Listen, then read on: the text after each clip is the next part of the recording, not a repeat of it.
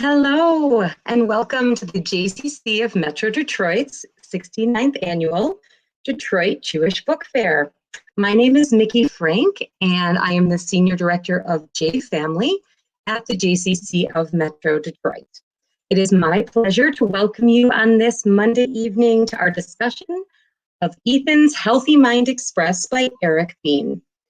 Tonight's event is in partnership between the Detroit Jewish Book Fair and JFamily, and we're thrilled to be teaming up with our colleagues for this exciting event. The goal of the Detroit Jewish Book Fair is to bring the best new Jewish books and authors from around the world to Metro Detroit. This year, the rooms we're all sitting in may be different, but the purpose remains.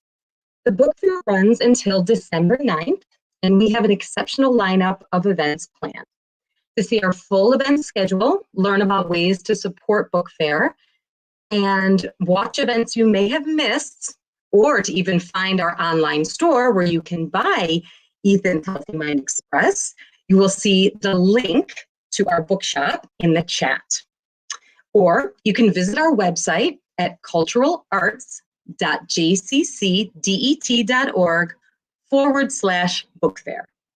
This year, in order to provide as much programming to the community as possible, we've made all of our events free of charge. So if you enjoyed this event and other book fair events, please consider becoming a patron or donating to book fair. You can do either or both at our website. Again, it is culturalarts.jccdet.org/book fair. We rely on community to make this annual event possible, so thank you in advance for becoming part of the family. The book fair team would also like to thank the following sponsors for their support. We Need to Talk, a youth mental health initiative of the Jewish Federation of Metropolitan Detroit, Kadima, and our programming partner, The Well. We also extend our deepest gratitude to the whole book fair committee. This has been a challenging year, of course, and your dedication, commitment, and hard work have made this exciting festival possible. We have really a special event for you this evening, and we want you to be a part of it. You can ask questions and offer comments in the YouTube comments section below, or by texting the number in the corner of your screen. Our speakers have a great discussion prepared, and they will take as many of your questions as they can. While you're here at our YouTube channel, don't forget to like this video, subscribe to the channel, and click the reminder bell. That way you'll never miss any of our exciting offerings. And now please join me in welcoming Ashley Schnarr from the Jewish Federation of Metropolitan Detroit, who will introduce today's speakers. Hi, Ashley. Hi, Mickey. Thank you so much. Good evening, everyone. My name is Ashley Schnarr, and I'm the Youth Mental Health Coordinator at the Jewish Federation of Metro Detroit. We are so proud to sponsor Dr. Erik Bean's talk tonight on his book, Ethan's Healthy Mind Express. We Need to Talk, Federation's Youth Mental Health Initiative, began 3 years ago with the goal of educating parents and professionals about how to support the mental health needs of young people, supporting existing mental health professionals in the community, and reducing stigma of mental health conditions. Ethan's Healthy Mind Express accomplishes just that. It teaches children how to accept themselves and others for being neurodiverse or having mental health needs. We are so grateful that Dr. Bean wrote this important work, which invites youth from an early age to be understanding and accepting of those around them. Thank you, Dr. Bean, and thank you all for being here to learn about this important topic. Back to you, Mickey. Thanks, Ashley. So our focus tonight, as Ashley mentioned, is Ethan's Healthy Mind Express, a children's first mental health primer. We have with us the author of the book, Erik Bean, as well as Dr. Erika Bocknek, who will moderate the discussion. And we also have a special surprise guest. Erik's co-author, Emily Wozniak, will also be joining us tonight. Ethan's Healthy Mind Express was created to take readers on a journey that promotes better mental health. It teaches us how to accept atypicals, neurodiverse in our culture, while embracing and meeting their needs. The book is a tool for parents and teachers to help introduce early readers to the idea of mental health and the neurodiversity that they will encounter in this world. Co-author of Ethan's Healthy Mind Express, Erik Bean serves both industry and academia. He is an engagement expert and a recognized thought leader in strategic communication. Erik holds a doctorate in education with sanctioned research interests in cultural competence, immediacy, leadership, mediation, and mental health. He is a section editor of Leadership Perspectives, the Journal of Leadership Studies, John Wiley and Sons. He also is the executor of the Healthy Mind Express Mental Health Foundation. This evening's moderator, Dr. Erika Bocknek, is an associate professor of educational psychology at Wayne State University, the principal investigator of the Family Resilience Lab, and a licensed family therapist. She studies early childhood mental health in the context of parenting and family processes. Dr. Bocknek serves the community on the boards of Brilliant Detroit and the Coalition for Jewish and Black Unity, and serves as a mental health consultant to the city of Detroit. Please join me in welcoming Erik, Erika, and Emily.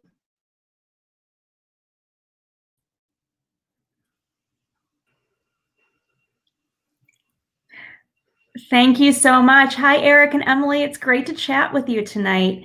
As you can see, my copy of this book has become very well worn already in this house since we just ordered it and got to know it. It's such a great book, and my whole family has enjoyed reading it together and learning from you. I wondered if, just to start us off tonight, you would share with us a little bit about how this book came to be. Sure. Well, I'm very glad to be here tonight, Erika. Thank you for hosting. The book was the advent of several months of grieving after the loss of my son, Ethan, in August of 2018. Emily and I had written other curriculum books over the years for Common Core, for K through 12. Most notably social writing lesson plans. And, Emily and I had continued to meet because we worked on a number of writing projects. And, several months later, Emily approached me and said, have you thought about writing a book about Ethan? And I thought about writing his biography. And then I thought that it would be really quite overwhelming emotionally and really just such a large project to take on. And then a couple of weeks later, Emily said to me, how about writing a children's book about mental health based on maybe some of the things that Ethan went through? And, at first I wasn't overly keen on the idea. Just getting out of bed, was a struggle. But then I thought, real hard about it. And I thought that, with our backgrounds in writing, that maybe we could make a good splash out of it. And then she said, how about a rhyming children's book? And then how about one that will really focus on mental health? And I said to Emily, can we really pull all that off? So over the next few months, we took a look at all the other books that were out there. We wanted to be different. We wanted to be better. We wanted to provide a tool that would be a long-lasting tool that teachers and parents could use for years to come. And so this book really is a culmination of a lot of what Ethan experienced in terms of inclusion issues, in terms of issues that involve bullying, issues that involve the internet that can lead to isolation and loneliness. And then we brought in a friend of ours, Sherry Wexler. She served to help with the rhymes and the editing. And then Sherry found us an absolutely amazing, brilliant paper cutting expert named Gail Gorski, who lended her craft, creating these marvelous images that are simply unforgettable. And thus, Ethan's Healthy Mind Express was started. And if you just look behind me real quick, if you see the circles on the book cover, those are the circles of influences in our lives that begin when we're born with family, faith, school, community, and then the media. And that's what we wanted the train to go through. The train was Ethan's favorite mode of transportation. And the 403 that you see on the foundation logo and in the book was his birthday. You're in a really unique position, I think, to have written a book like this and to share expertise both from a personal perspective as well as a professional perspective. And I really love especially what you're saying about the circles of influence. I think that's something that is actually not well understood in terms of how all of the influences in our lives and these proximal and distal ways impact mental health. And I actually wonder if we could dive in there, if you could talk about that a little bit, given that it's such a central part of the book, those circles of influence. Yeah, so I think, when Emily and I sat down and talked about this, and I'm sure Emily would agree, Emily has quite a large family, and we both agreed that it takes a village to raise a child. And so we had thought about, well, if we have this mode of transportation, this train, where's this train going to start? And where's it going to end up? And so we basically knew that it was all about the children coming aboard the train and discussing what their needs are on a daily basis.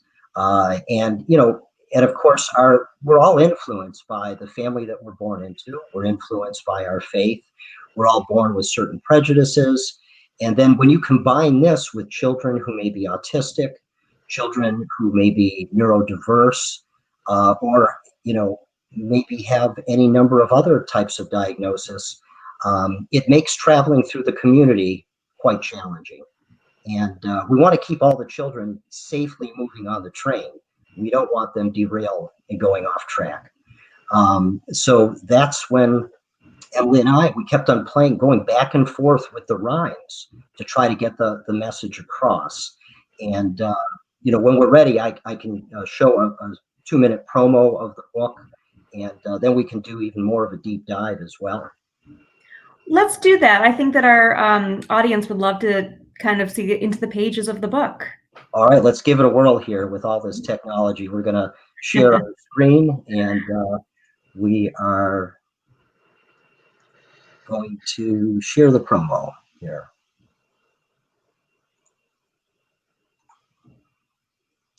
Here we go.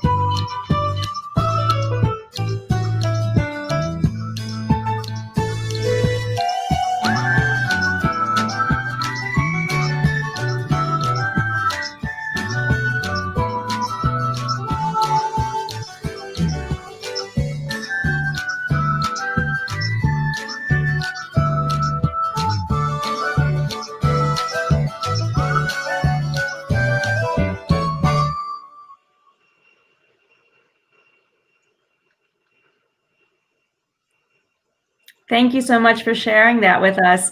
I do have to say, the illustrations really make these ideas come alive in such a really touching way. There's something about the simplicity and the sophistication of the illustrations that I think really help truly illustrate the concepts in this book. Emily, what's it like for you to see this book kind of come alive? I think it's very exciting because it started out as such an emotional event and stemming from something that was not good, and to make something positive come out of that, I think is a true inspiration for me, seeing everybody come together. And I want to address the question that someone sent about how did we determine what's age appropriate to include in this book. Yeah, because there's really such a range of topics here. Well, it's a really, really good question, and I'll tell you how we came to this. I have 5 children, so I'm around children a lot. But back in the early 90s, there was a foundation that began that Ellie's Place, which you may have heard of, because now there's a couple locations in Ann Arbor and East Lansing. And it began as a support group for children who had lost a parent, sibling, or loved one. And I went through some pretty intense training to be a facilitator there.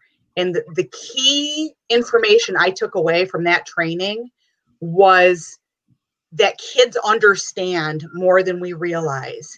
And if you try to sugarcoat or hide, it makes it worse for the child. We would have children as young as 3 there, and they were able to verbalize fully what they were going through but they were, in the past, they weren't asked. And so with this book, Erik and I determined that we really needed to be blunt in a kid-appropriate way and not worry and not shy away from including the dark topics that are out there, because kids get it. And they want to know, they can come to us and ask questions. They want to know that their feelings are normal, that they won't be judged if they come to somebody and say, hey, I'm struggling with this. Can you help me?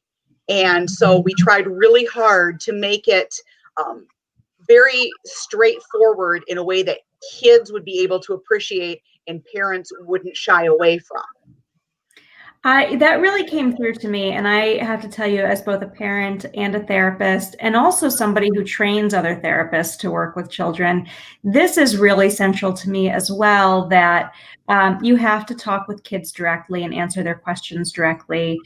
And actually, I think it can be more stressful for children when adults appear to be themselves uncomfortable with a given topic. What we teach children by how we speak to them is sometimes less about what we say and more about how we say it. And to be really direct in the way that this book is with kids, I think really tells children, you can come to me and talk with me about things. And if you're ever feeling this way, I want to know. And that even if you do it awkwardly, right? That's the best gift you can really give to a child. That's what I always say it. However it comes out, just say it. And when I read this book for the first time, my first response to it was, oh, there's like a lot of topics here. Usually when you read a book about mental health for children, it's about a very specific subtopic. And then a parent or a professional ends up having 15, 20 books on the bookshelf that they have to sort of figure out what's the right book for this kid at this time. And what I really love about this book is it really kind of puts it out there and says, all of this is on the continuum of what's normal in our world. And you might have some of these feelings sometimes, or you might know someone who has some of these feelings, and we can talk about it. And so I love what you say, because that really comes through, that this book is really, it's about the things it's about. And it's also about, let's talk about it. Let's not make it a thing that we can't discuss. Well, that's it. And you know what, too, Erika, I wanted to really include information about the dark web, because kids are downloading apps on their phone. We don't know who's watching them. We don't know what kind of information, that these people out there are seeking. And that's why we've got that scene where we've reached a bump in the track, and it's called the dark web, and we can't look back. And because really these days, there's really nobody out there right now that's really warning kids, in a whole curriculum. The book is designed for K through 5th grade.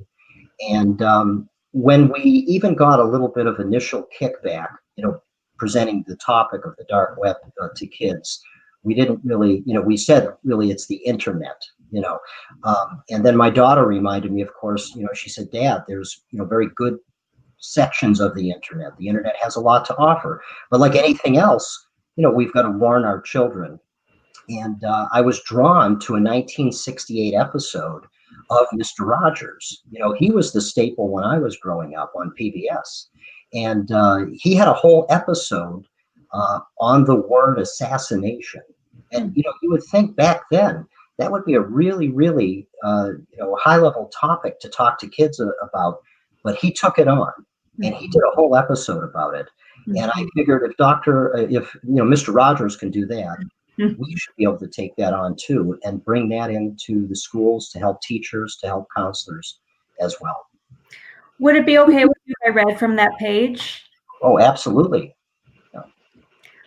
Not everything you read online is true. Some people will tell you wrong or unsafe things to do. If you are confused, ask someone you trust. Confirming the truth is always a must. I think it's really neat that your daughter actually was sort of involved here in helping you see that we do have to talk about the internet, but in a particular way. How do you navigate it safely? We really do children a disservice, I think, when we say, don't talk to strangers, right? Like, let's talk about this sort of in the real world for a moment. Don't talk to strangers, except there's a lot of times in life when children should talk to strangers. They should speak directly to a waiter in a restaurant. They should be able to speak to a police officer on the street. They should be able to speak to the cashier at Target confidently, right? And those are all strangers.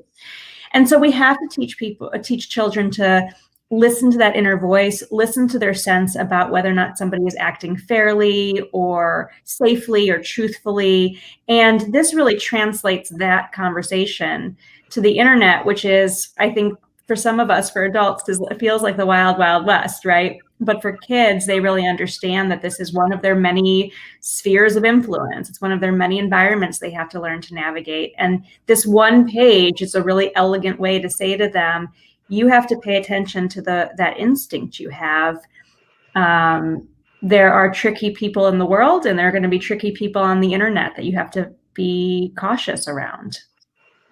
Well, that's it. And that was one aspect of the train ride we wanted the kids to be involved with, and then, of course, come to a safe ending in their final journey.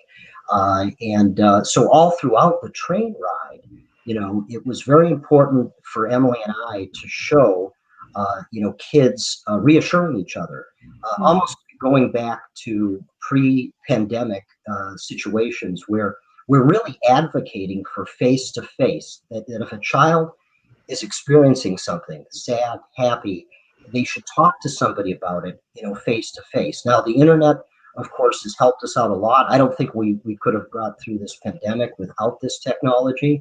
But I think when all is said and done, I'd still be more comfortable having kids try to, talk to a counselor, a teacher, a rabbi, a priest, face-to-face, if they can. And just understand that they're not alone with their problems. I think that was really the mainstay that Emily and I wanted to convey.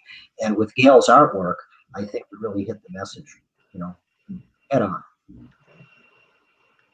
I agree.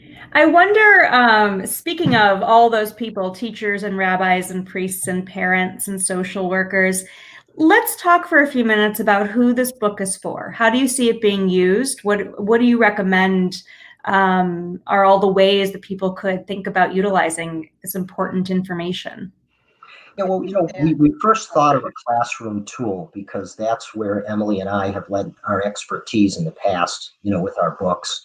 And, we thought that it would really just help get the conversation rolling. I think mental health and the stigma, even the terminology, is often viewed negatively. And, that's why we struggled with the title of the book, Ethan's Healthy Mind Express. It's almost like a double entendre. Express isn't just the train, it's to express yourself. And and it's a healthy mind rather than mental health, because mental health could be perceived in a negative light. And so this way, everybody can come on board because we've kind of removed that barrier. You've got your ticket, and all we need is some hot chocolate now to make the ride a little bit more smoother. But the bottom line is that kids are very perceptive. They don't want to be labeled, and my wife is an LMSW, and she has told me often that labeling children can pigeonhole them. And we don't want to pigeonhole our children. We want to make sure that our children can develop into the beings that they can develop into. And so every word that went into this was painstakingly thought of, that we wanted the kids to resonate with. Again, kindergarten through about 5th grade. And, and so that was the overall message. Also piggyback on that though, Yeah. we wanted to make the book readable for adults so that they enjoyed reading it to the children. And even for we had hoped to reach out to middle school and high school students by them reading it to siblings so that they would all have the takeaway message. And we've come so far in the public school system over the past few decades with not having the separate rooms. There's more inclusion, which is great. And the kids, the students are seeing more and more that autistic students, it's nothing to say, oh, there's someone who's autistic in my class, or there's someone who has a disability, and we helped him today, or we helped her. And I think it's so positive to see that, but I think it's also important to not overlook those issues either. Like with having the inclusion, we also don't want to forget that they might need some extra help, that they may not understand fully. And I'm seeing that in the schools, that these kids are just coming together and really understanding one another, but we're hoping to make everybody feel a little bit better about each other by reading this.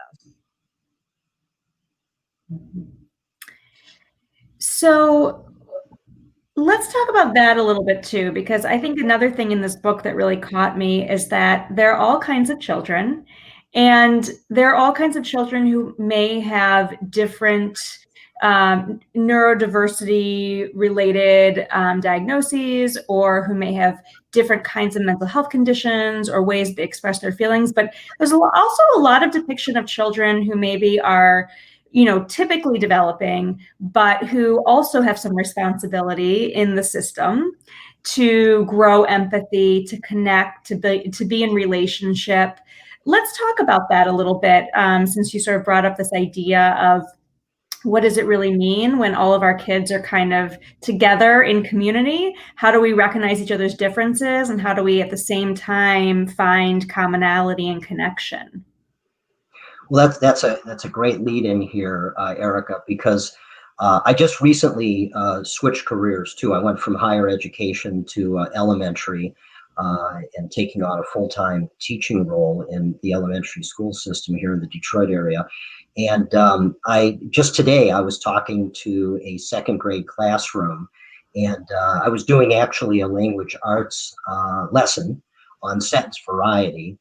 And I was telling students that I recall that there was an experiment done where they put a camera inside of a ceiling of a 2nd grade classroom, and they had a bowl of brown M&Ms, they had a bowl of multicolored M&Ms, and then they let the students in. And then I said to the students, which bowl do you think that they went for? And they went for the multicolored M&Ms, because really students, people, tend to like variety. We may say that when we wake up on a daily basis, we want to be with our own kind, but children are just so curious. They're curious about people that are different from them. And they also recognize that, this book can help them recognize that the people that are different from them have the same feelings and thoughts that they do. They're sad one day, they could be happy another day. They may not know why they feel this way. They may have ants in their pants, spilkers. And they don't know why. And it's tough on a teacher too, to balance all of these different children in the same classroom, different cultures, different backgrounds, different religions. So we wanted to make sure that those passengers were aboard Ethan's Healthy Mind Express, and, to comfort each other. There's that one particular page about the bullying. And I know that you wanted to talk about that, Erika, as well. Yeah. Yeah, I really love this page. I had told Erik and Emily I'd hoped that we could talk about it a little bit in detail. I'll read this one out loud too, if you all don't mind. Sure. Josh is funny and kind, but Max can get mad with ease, especially at someone who likes to tease. Josh shows Max how to have a good time, to ignore the bullies so they aren't on his mind. It's of course, it's about being an upstander, but I also love that in this interaction, you could be a lot of different people. right? There are the bullies who aren't named, but they are depicted in the illustration. There's Max, who's frustrated and is maybe quick to anger, and maybe is picked on. And then there's Josh, who can play a role, isn't just someone who's there and present and says something or doesn't say something, and isn't about necessarily upstanding in the way that we normally think about it, about standing up to the bullies, but is there to provide some support to Max in that moment, that there's lots of ways to connect and be a friend. I thought it was a really beautiful part of this book, and kind of a good example of how this book is for teachers and therapists to have on their bookshelves to talk with kids who might be struggling. But I read it with my kids too, who, are typically developing and maybe could be in a position sometimes like Max, because they could be quick to anger themselves, or they could be in a position like Josh and be a child who could reach out to another child and understand the role that they can play that way. I'd like to address the question from Cheryl. Another really good question, I think. Yeah. Cheryl's asking, are there really different issues today with the internet as opposed to 20 years ago, or are they just exacerbated? And I think, Cheryl, that it's both. It really is both. The issues are different, but they're the same. When I was in school, you'd write a note to somebody and maybe somebody would see it, or somebody would, if somebody said something at school that was demeaning about you, it would go around to the friend group that was discussing it, maybe get out to a couple of other people. And it was horrifying, but you'd recover quickly. With today's internet, one typed message and it can reach thousands. And that's devastating to a child. Devastating to have, even whether it's true or false, to have something written about you, or people making fun of you, or somebody recording you and posting a video of you that was not approved. I know that just in our school, pictures being taken in the locker rooms of nudity when kids were changing after practices, and then being distributed. And it doesn't matter that it's illegal, and it doesn't matter that they can get in trouble. At that point, all that matters to the kid is that that picture went out of him or her, and it's being disseminated across the school, the community, the state, anywhere.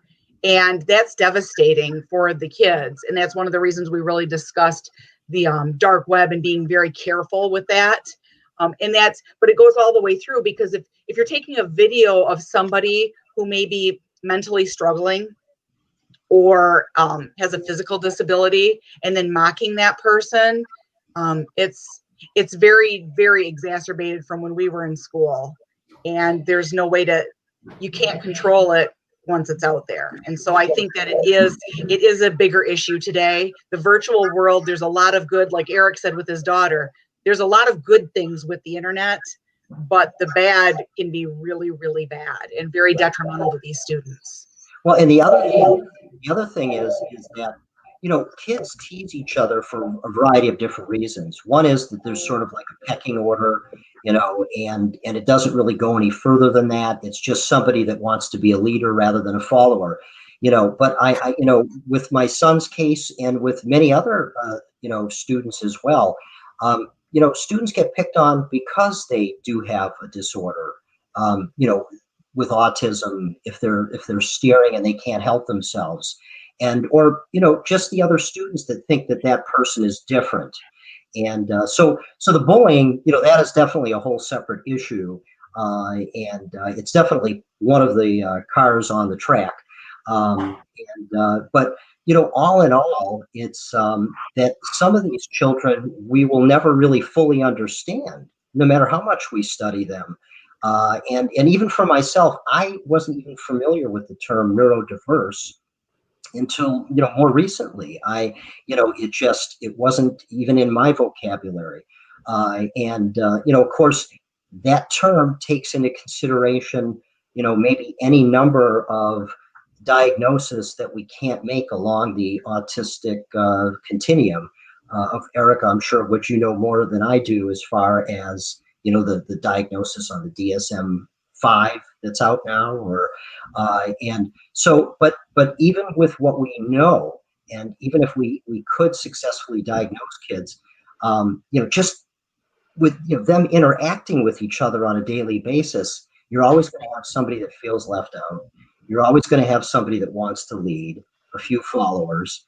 And but again, students have to understand, children have to understand, they're not alone. They're not alone. They need to reach out to the people, their parents, and that's why we have that one page in the book to let your parents know if there's a friend of yours that is maybe troubled, having a problem. It's not tattling. We explain that in the book. And it's you're helping that child by letting your parents know that they may need a little bit more help, that nobody should turn a blind eye in the community, because it takes everybody in the community.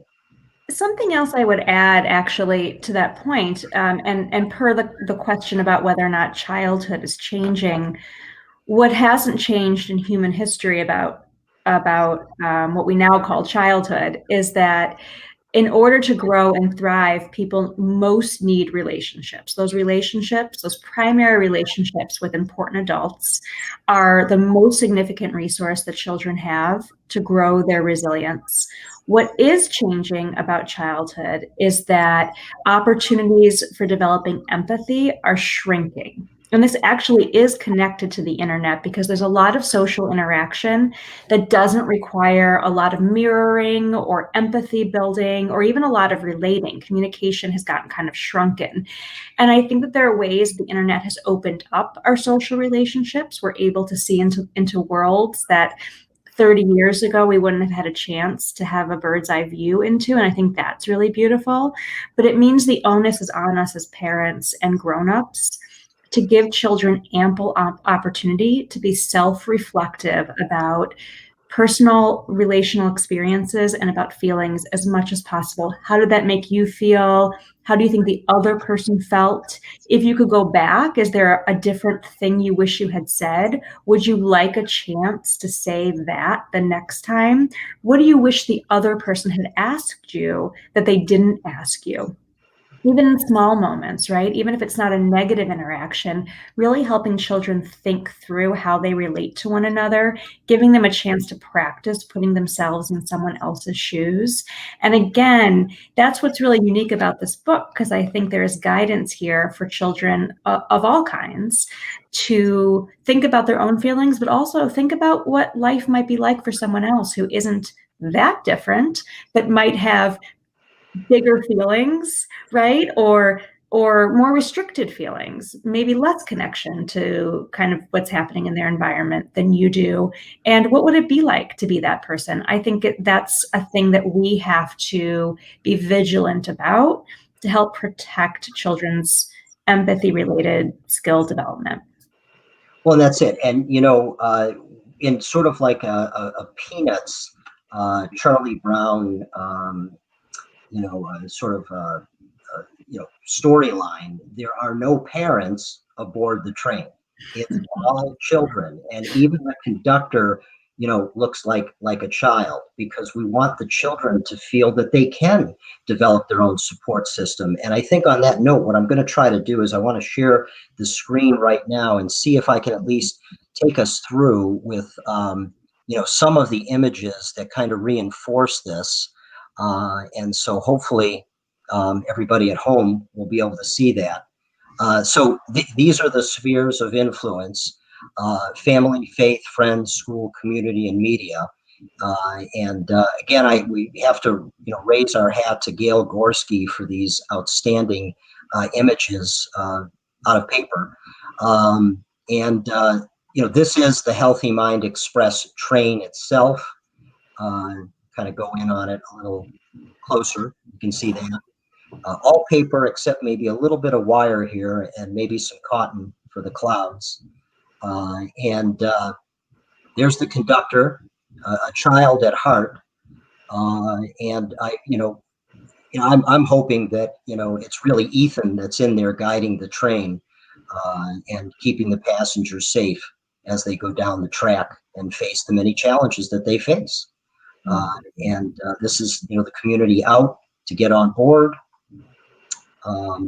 And then, we have an image here, and I can kind of zoom out a little bit, of a basketball player, people who appear confident on the outside, but they may not be so confident on the inside.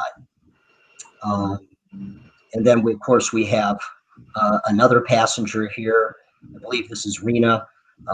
One day she's happy, one day she's sad, and she just doesn't know why. So, and then I'll kind of just circle through, these just amazing graphics that we're so fortunate to have had Gail do for us. Showing kids reinforcing each other on a day-to-day basis. Because after all, they spend more time with each other, in the classroom on a day-to-day basis and in extracurricular activities, than maybe they spend with their family. And then this particular scene, is a student that, isn't fortunate enough to be able to go out on the playground and walk. But yet just bringing her out there to enjoy the sunshine, can make all the difference in the world. And then, of course, the diversity on the train, because the diversity is the people that we meet in life. And then, comforting one another. And then this takes us into that bullying scene where the two are playing cards, where they get their advice to just ignore the bullies, ignore them. Yeah. Erik, a viewer's asking if you could talk a little bit more about having chosen a train. I know you had said that Ethan really loved trains, but I wonder if you could talk for this viewer and for all of us a little bit more about the metaphor of the train. Yeah, so the train, that was Ethan's favorite mode of transportation. He was always fascinated with trains. We would often go to Greenfield Village and ride the trains. But the trains really to us, to Emily and I, it signifies community, because you think about it, with a train, you can almost carry an infinite amount of community members. You can add more and more cars.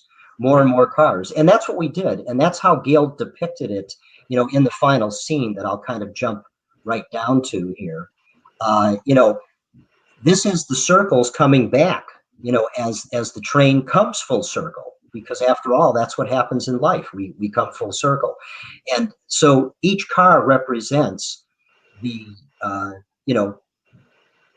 influences, the spheres that influence our lives. You've got family, faith, all the way through. And then if you look really to the far right at the very end, we say the world. Because really, it's not just the kids that do need to change, it's the tracks that need to change. It's everybody in the community. We've got a crisis going on right now. We've got depression. The suicide rates are the highest they've ever been.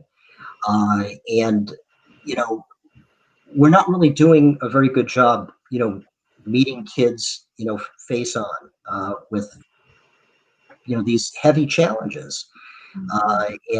So we need to do more research. We need to do more talking to children. We need to find new ways to help our kids. And that's what this last page, is all about.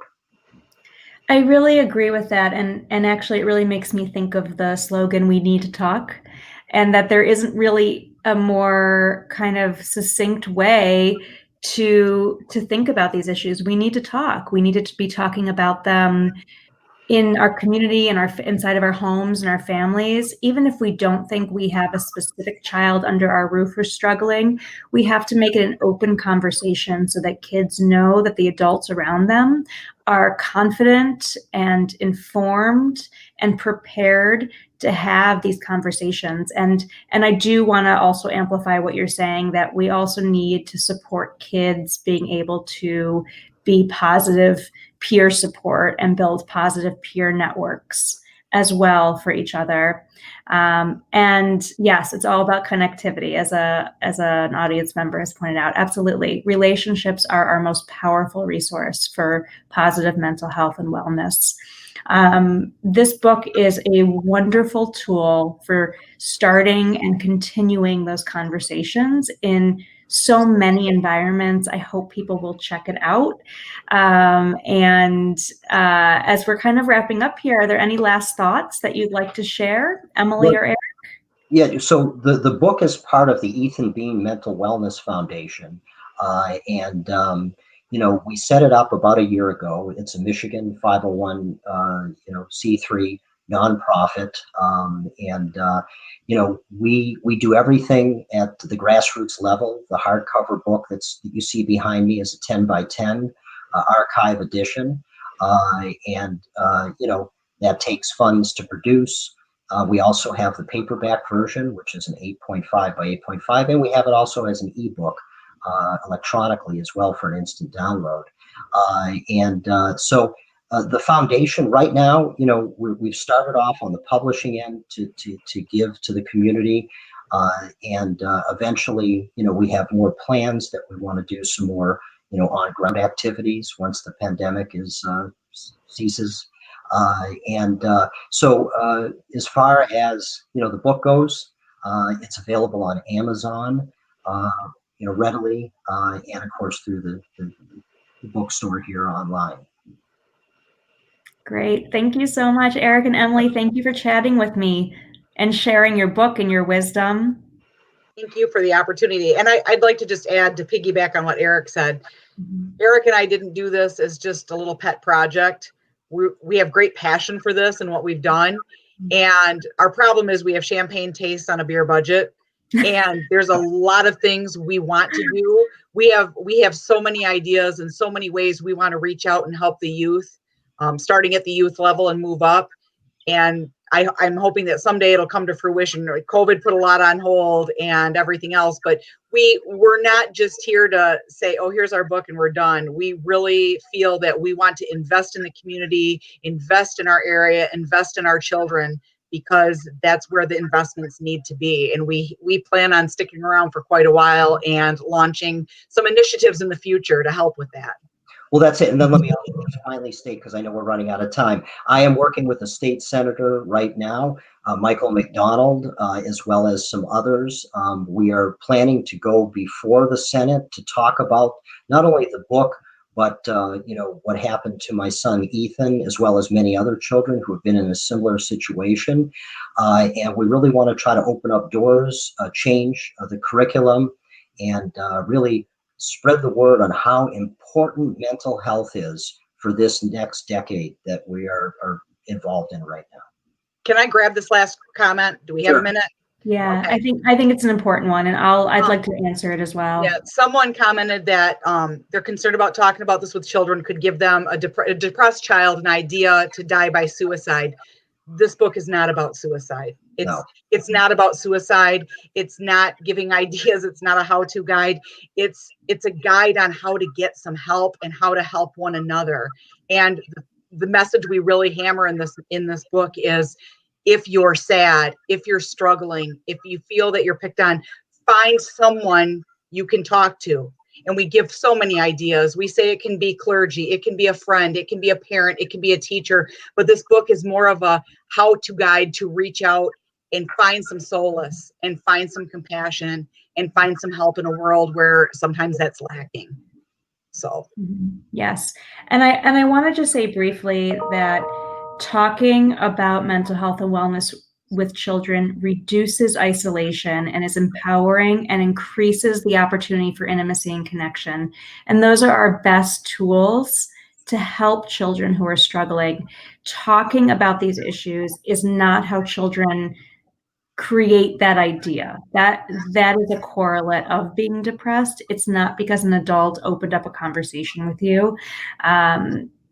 I'm available if anybody wants to reach out to me after this presentation to chat some more, and I can make sure that resources and referrals are made as is needed. But I do want to leave everybody with the note that talking is our best pathway to mental wellness for individuals and for our whole community. And again, I really encourage everyone to pick up this book as a starting point for those conversations.